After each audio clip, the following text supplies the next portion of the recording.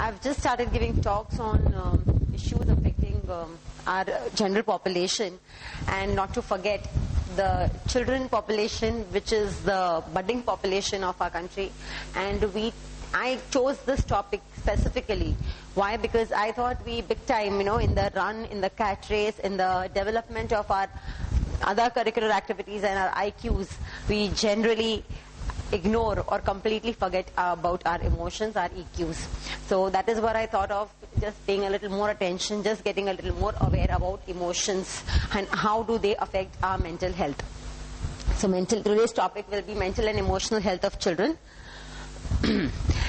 What do you mean by mental health? Generally, I prefer interactive sessions. So anybody, what do you mean by mental health? Whatever is your perception about mental health.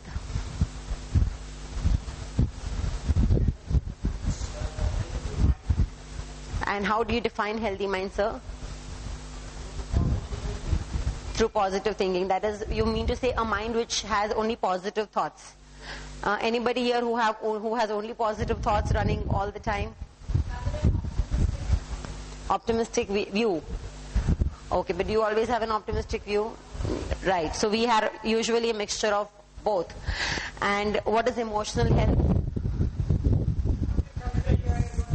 How do you control your emotions? Wonderful. So that is one emotion. Yes, that's right. Feeling secured, unsecured is an emotion. Okay. For me, mental health equals to emotional health. How?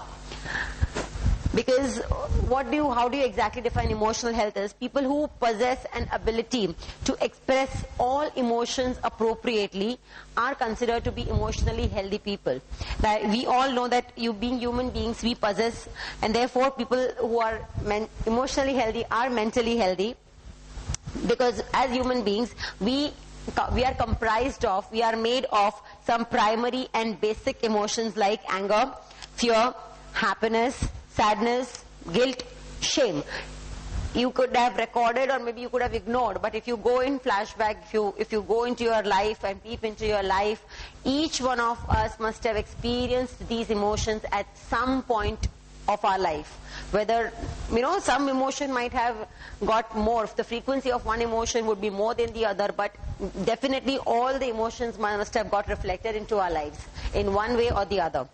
So we are definitely made of all these emotions. No one can possibly come up and say that, no, I do not have fear or I do not have anger. Even the richest person, even Ambanis, will be undergoing fear. It's a different issue that we feel that what he has to fear of, or what should he get scared of. He's got everything on this earth, but he also has fear of losing everything on this earth that he has got. So nobody is made of, without even a single emotion mentioned in here.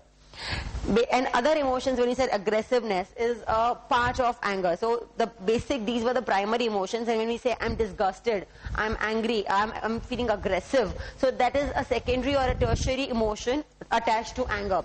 Similarly, when you said insecurity is a kind of fear. So that is a secondary or a tertiary form of fear. And then when you say I'm a little depressed, I'm feeling a little low, I'm feeling a little blue, so that is again a secondary emotion related to sadness. And when you say that I'm feeling very joyful, I'm feeling very peppy, and these are emotions related to joy or happiness. So we use different terminologies, we use it to express it in different ways, but basically it is related to one or the other primary emotion. Children and emotions, how are they related? Let me start by just giving you an example about a small child. How many of us have seen a small child being depressed? Maybe a child of 2.5-year-old. Anybody who's seen a child being depressed? Not generally. You cannot read, but why are they not? I mean, reading, we can read, no? When they are... Emotions are like, they start with anger or trying to throw something at you. That is some emotion. Absolutely. They express it immediately. We do not. Yeah, they whatever it is, they either throw tantrums, they cry, they yell, they are angry, they are sad, when they are happy, they scream, and they hug, and they kiss. So they have no limitations. They are not They are not taught the way civilized people have to behave. So they express their emotions immediately. So they are not burdened with any hidden emotion. They are not burdened with any emotion which is not expressed, which is not opened up. But as and all the child keeps growing, they are taught to regulate their emotions. How? When the child cries, the parents are like, you are not supposed to cry. You know, you are a grown-up child. Especially you are a man, you are a boy, and you are not supposed to cry. Now that is such a sad thing in the society to say, that you are a boy and you are a man. If you are a man, that doesn't mean you do not have an emotion. You do not have that particular emotion. Even you are hurt. Even you feel like crying at times. Even you feel like yelling out at times. But the society has set certain norms and which prevents us from basically expressing our emotions the way we want to at that point of time.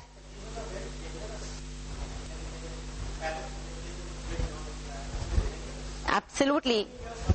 But can we imagine now, if you're angry at me, and if you start throwing chair at me, and if you start throwing whatever you have in your hand at me, so would that be acceptable by society? So basically the parents are trying to teach the child a civilized way, a mannerism wherein how they are supposed to behave in society, because they need to ultimately be accepted in the society. But we are forgetting the basic thing is in the whole process, we are indirectly giving them a message of not expressing themselves. We are giving them a message of keeping their emotions to themselves. And absolutely, we suppress and repress our emotions so much over the period of time that we do not even understand, we do not even gather, we do not even remember that we have so many hidden and stuck up emotions. Yes, there are ways and means by which we'll come to that later. So the basic thing as to how are we supposed to know, or how are we supposed to understand emotions, because it's very important for any person to express it out. But as I said, if you start throwing tantrums at me, if you start throwing things at me and start getting angry at me, which is something which will not be acceptable, not here, maybe in any society around the world. So there are ways and means wherein you can definitely express emotions, wherein you can come up with what you are feeling. But we need to identify the emotions first. In the process, when we do not express it, we do not want to even accept it. We do not want to even identify our own emotions. Take an example. Just in last week, there must be some incident taken place within your lives wherein you must have felt a little sad, a little depressed, or maybe very happy, or maybe a little scared. But have you acknowledged that? Have you accepted it? Have you acknowledged the emotion to your own self? Have you felt the feeling behind that emotion? Anybody? Anybody who can even recollect what they have felt in last week? Nobody. See, that means we take our lives so casually, we take our emotions with so much for granted that we do not even give a heed to it. When we feel sad about it, we now it's become such a norm, that now it's become such a practice to us that we feel it's okay, forget it, it's fine, it happens. You're not supposed to feel happy all the time. There are people who talk rude, there are people who insult. We are not supposed to feel bad. We have felt bad. It has hurt you somewhere, but you don't want to accept it. Now that is wherein you are actually suppressing it. That is when you are actually hiding your emotions, and that gets stuck up in some corner of your mind, that's in some corner of your heart. And emotions is such a thing, unless and until one emotion is cleared out, it does not leave space for other emotions to come in. And that is how frustration, aggression, depression starts building up. When you see a person depressed, he was not born depressed. He was not born aggressive. He was not born frustrated. How is this happened? Because this is over a period of time that many emotions are dumped in. So now it has left no place for any more emotions to come in, and now it's all throwing back. So now it's all throwing back in a wrong way. Had it been expressed, had it been come out in a positive way, in a better way, probably the person would not have been in this kind of state. So then it's very difficult for the person. Now even each one of us, if we try to see into our own lives, it's very difficult for us to remember the situations when we were really very, very sad and very, very unhappy. Because we have started taking these things very lightly and like a part of life. To the extent we do not even acknowledge our happiness. We do not even acknowledge the days we were very, very happy. Because we know, okay, aaj happy hai to kal sad hai. That's such a routine. Lekin wo happiness has given you that 2% extra energy to live, whereas the sadness has taken away that 10% extra energy from you to live. We do not even want to think about it. So it's a very easy technique. Is like, and when children are concerned, I don't know how many of you are in close contact with children. Probably some of you might be having grandchildren or whoever around.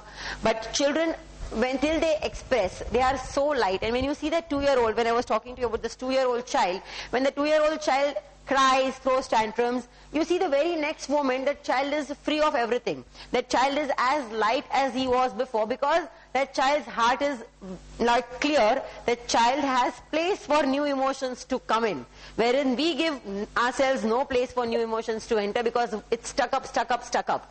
So, but then this child also learns a civilized way, and the poor thing has to grow up, and even the child becomes mature and civilized like us, and ruins the mental health completely by ruining its emotional health. So what we can do with children is, these are few things. After identifying emotions, it's very difficult. Children will not know how to identify. So what we need to do is ask them a lot of questions as to how was your day today. We generally ask them, did you eat your tiffin today? Yes, it's important to keep a track of physical health, but do not even ignore how did you feel today. How was your day today? And the child will definitely come up saying, okay. See, child doesn't know whether it was good or bad and why. Then you ask them things. Did you share your tiffin with someone? So the child will say, yeah, my partner took my sandwich, or my partner took my biscuit. And then you ask them, how did you feel about it? So see, a person who doesn't like sharing will say, I did not like it. I felt very bad. And the child is actually expressing it. The child is telling you that the child has felt bad about it. Otherwise, what would have happened? The child would have kept this thing within himself that, yeah,